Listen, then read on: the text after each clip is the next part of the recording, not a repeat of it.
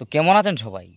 আজকের ভিডিওতে আমি আপনাদেরকে ভূত প্রেত ধরা রোগীর শরীর থেকে ভূত প্রেত ছাড়ানোর একটি গুরুমুখী মন্ত্র দিতে এসেছি। তো কী রকম মন্ত্র, কী তার প্রয়োগ বিধি, সেটি জানতে হলে ভিডিওটি মনোযোগ সহকারে শেষ পর্যন্ত দেখুন। এমনই সব ভিডিও পেতে আমাদের চ্যানেলটিকে সাবস্ক্রাইব করুন, পাশে থাকা বেল আইকনে ক্লিক করুন। তো চলুন শুরু করা যাক।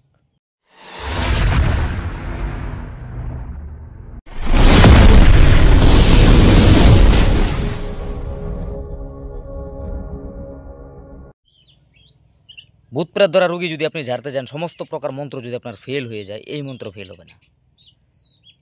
এটি দুটি ভাগে প্রয়োগ করা যায়। এক হচ্ছে আপনি এক ঘটি জল প্রতিষ্ঠিত পুকুর বা নদী বা টিউবওয়েল থেকে নিঃশ্বাস ধরে নিয়ে আসবেন। এবার ওই ঘটির জলে মন্ত্র বললেন ফু, মন্ত্র বললেন ফু, মন্ত্র বললেন ফু, 3বার মন্ত্রে 3টি ফু রোগীর শরীরে ছিটিয়ে দেবেন, অল্প খাইয়ে দেবেন, রোগী সুস্থ হয়ে যাবে। অথবা এই মন্ত্র দ্বারা আপনি রোগীকে ধারণ করতে পারেন। একবার মন্ত্র বলে রোগীর শরীরে একটি ফু, আরেকবারে আরেকটি ফু, আরেকবারে আরেকটি ফু, 3বার মন্ত্রে 3টি ফু, রোগী সুস্থ হয়ে যাবে। মন্ত্রটা হচ্ছে ও নিরঞ্জন ধর্মদেব তং হিং জ্যোতি মোরময়, তোমার দুহাই দিয়ে শত্রু করব ক্ষয়। জয়চণ্ডী যোগমায়া সহায় হো মোর, উমুকের দেহ করে বাস করে যে ছোর, মুন্ডু তার নিপাত হোক কামাক্ষার বরে শীঘ্রই চলে যায় উমুকের দেহ চরে। মন্ত্রটি আমি আবারও বলছি, ও নিরঞ্জন ধর্মদেব তং হিরিং জ্যোতি মোরময়, তোমার দোহাই দিয়ে শত্রু করব ক্ষয়। জয়চণ্ডী যোগমায়া সহায় হো মোর, উমুকের দেহ করে বাস করে যে চোর, মুন্ডু তার নিপাত হোক কামাক্ষার বরে শীঘ্রই চলে যায় উমুকের দেহ ছেড়ে।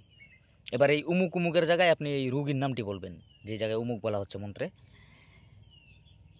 আজকের ভিডিওটি এইটুকু ছিল। কোনো অংশ যদি বুঝতে পেরে না থাকেন কমেন্টে লিখে যাবেন। ভিডিওটি যদি ভালো লাগে লাইক করে যাবেন। এই তথ্য আপনার আশেপাশে জানানোর জন্য তার শেয়ার করতে পারেন।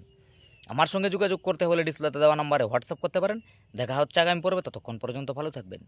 ধন্যবাদ।